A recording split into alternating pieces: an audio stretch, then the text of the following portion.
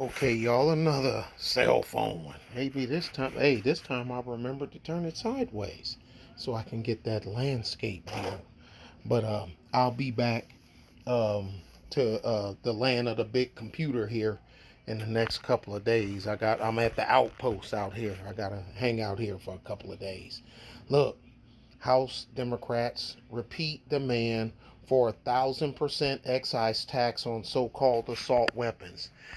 I think we'll read it down. I'm not going to read the whole thing, but even though they even admit that less than, I think it's 2% of all gun crimes are performed with rifles. They're performed with handguns. But I keep telling y'all, it's not about the safety of the public, protecting the children. No, that's not it. They know most of the long gun people are the civilians, and a lot of former prior military, are your more not in the criminal element. Oh, well, the Zetas and the good. Look, man, we ain't talking. I'm not talking Mexican criminal drug operations coming across. I'm talking your normal John and Jane Doe. There's more guns in the United States than we have people.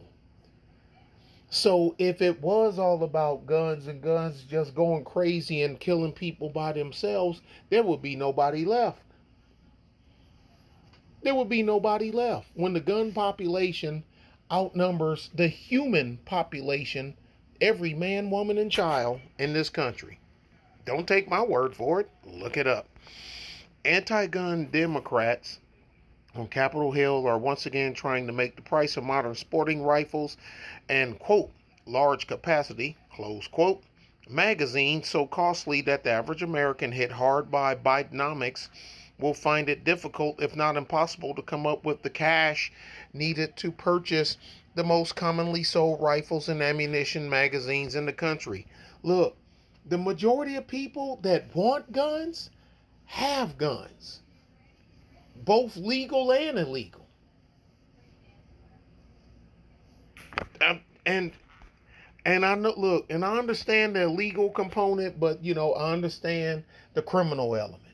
They don't go to the store, they don't go to a gun store and try to do the background thing, because they know they ain't get. I got 5 felonies. I ain't going in there. They're gonna buy one off the street. There's somebody that broke into a house or whatever the hell and stole firearms from the law-abiding people to sell them on the street to the criminal element. This isn't rocket science. It doesn't take it don't take a mental genius to figure this out. Hell, I figured it out, and I'm about as bright as a 5-watt light bulb on a good day. And I figured it out. So anyway, let's keep going here. The Texan buyer's new bill was not out as of the weekend, and it was unclear if any changes were made from his 2002 version.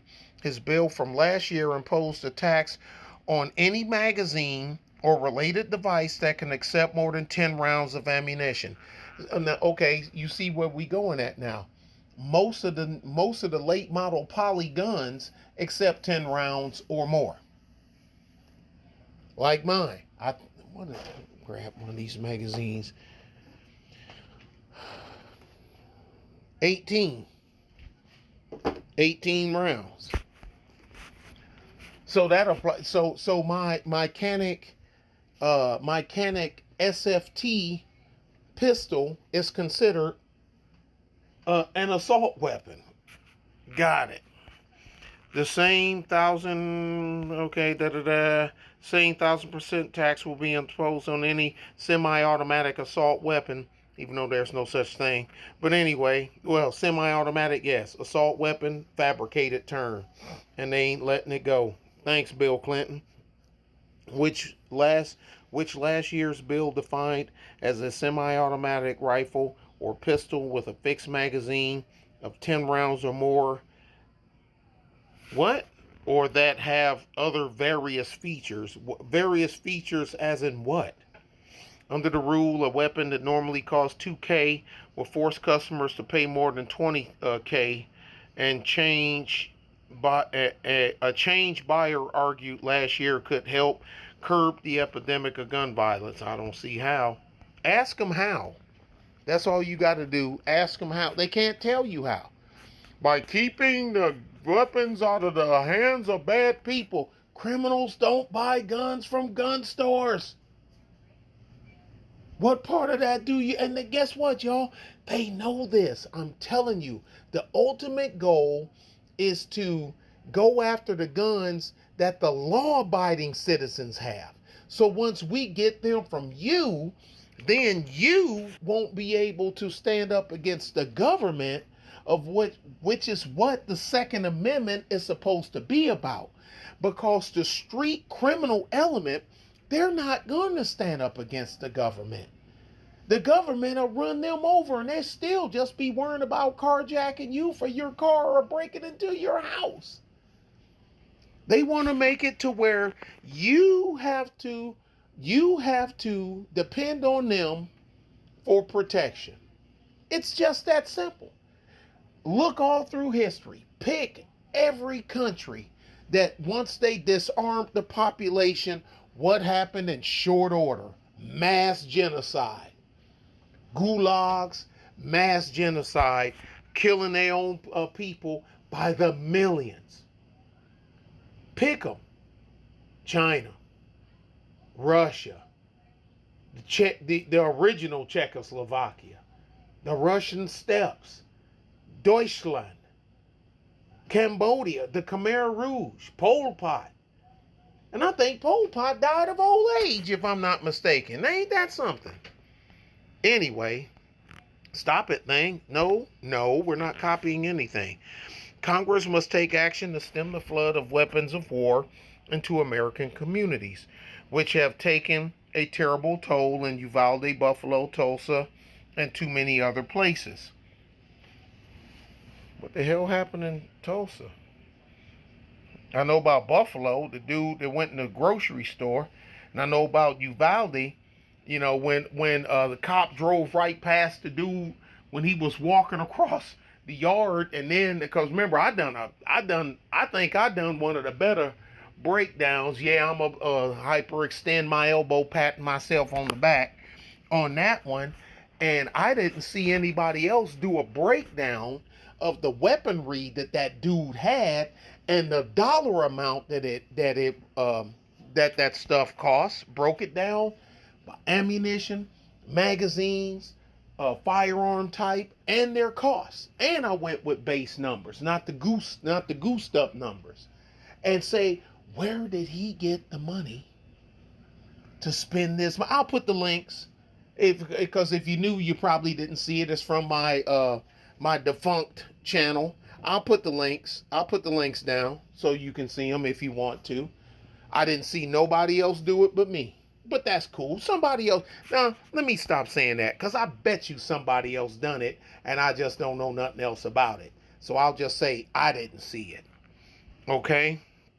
Again and again, assault weapons were designed for use on the battlefield.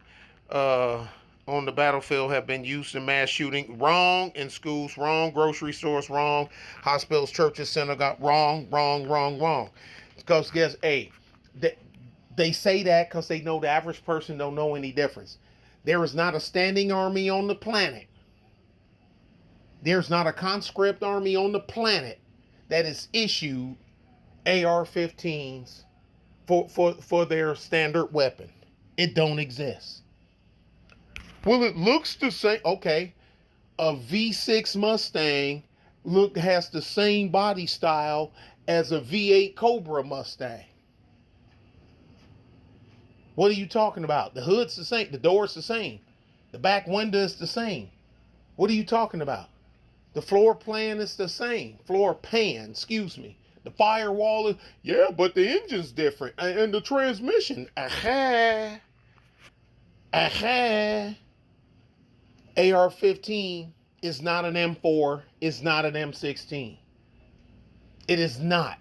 It does not have automatic fire or 3-round burst. It does not. The AKM, the AKM cannot fire full automatic like an AK-47 and an AK-74. It cannot. It is a semi-automatic rifle. Same with the PTR-91. You squeeze the trigger once, you get one bullet. It's just that simple. It really is just that simple. You squeeze the trigger once, you get one bullet. The SK, you squeeze the trigger once, you get one bullet. AR-15, squeeze the trigger once, you get one bullet. The M1A, I got one of them too, which is fashioned after the M14, which I love dearly. I had to carry that. That was my first rifle as a designated marksman. You squeeze the trigger once, you get one bullet. They know it too. They just know that the average person, they just fall for the BS. Raising the cost of legally purchasing a firearm won't stop gun violence, but it would absolutely cripple the right to keep and bear arms, especially for the 99% of us who don't have an extra $10,000 or so sitting in our bank accounts. I get it, but I still say the person that wants a firearm, they already have one. The only one that now I can see this applying to, you're just becoming of age and you want to get a firearm and it's 20 grand. You're like, oh, I can't afford this. So that's where states gonna have to going after the grandfather clauses. Like, where I gave each one of the kids got one rifle and one pistol. Now we done it the right way, there's paperwork and all that other stuff. I didn't BS it because I didn't want them to get in trouble. If they get caught with it, and I definitely don't need the trouble. But see, but they trying to stop that too. They trying to stop that too because the hand down firearms. I got my grandfather's firearms. I have my dad's firearms. And like I said, now the stuff that I got for them was, it was stuff that I had already had, but it wasn't grandpa's and daddy's. I still got them myself. Each one of them have their own Kalashnikov, and each of them have their own Model 19.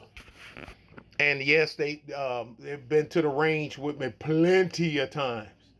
I love the look on the people's face out there. They like, damn, what do you do, man? This is my squad. This is my squad. When it's time to roll out, this is my squad. But it was mainly safety, getting them zeroed, safety, and handling the weapon and everything. Safety first, marksmanship second. Because marksmanship without safety, you're gonna get somebody hurt or worse. And that's the real goal here, making legal gun purchases so cost prohibitive that it amounts to a de facto ban on their sale and purchase. Maybe buyer is dumb enough to believe that there be some trickle down effect on violent criminals. Not going to happen. But in reality, it would lead to more thefts, more black market sales, and yes, probably more home built firearms as well. You're probably right. I'm not terribly concerned about Buyer's Bill getting out of the House this year. I am. But every Second Amendment advocate across the country should be paying attention now because Democrats are telegraphing exactly what they plan on doing if they're able to wrestle control of the House away from Republicans next November. And over half the Republicans are equally as worthless. In fact, if Democrats manage to gain a control of both chambers of Congress and keep the White House in their grasp, Buyer's Bill will be downright moderate compared to what's coming down the pike. Well, they had it the first 2 years of one each Barack Hussein Obama. So, And but still, a lot of them, a lot of stuff that he tried to get passed, even the Democrats said it was too damn radical, and they asked him to kick it back some. That was a trip. I was actually surprised to see that. You had a filibuster-proof presidency the first 2 years, even though he did still do a lot of damage, but they didn't take the firearm thing. A growing number of gun control groups have been calling for Democrats to pack the Supreme Court with anti-gun justices who will overturn the Heller, McDonald, and Bruen decisions and declare. I've done the video on the Heller case, and declare the Second Amendment. The amendment does not protect the individual right to keep and bear arms, and if that happens, Congress critters like Beyer won't be satisfied with making modern sporting rifles cost prohibitive. Okay, listen to this. And we're gonna get out of here. My thing to always say to the anti-gun politicians, I tell them this: what you need to do. You need to give up your security detail, or you need to make your security details give up firearms. And they can just use their hands, iron skillet, baseball bat, a billet of wood with nails nailed in it, like they used to do in the Bowery, back in the 19th century. I can imagine getting whacked with a board that got a whole bunch of knives stuck through it. And if they rusty nails, you're probably going to die of lockjaw or something. I mean, God dang, just can't you just shoot me? Hit me with a billet of wood with 4-inch long nails sticking through it. But that's all it is. Give up yours. You'd be surprised how many politicians have a permit, a license to carry a firearm. Tons of them do. They just think that they're more special than you are, and you don't need it, and they do because they're special and you're not. Anyway, that's where we're at, y'all. Y'all be good and be safe. Bye.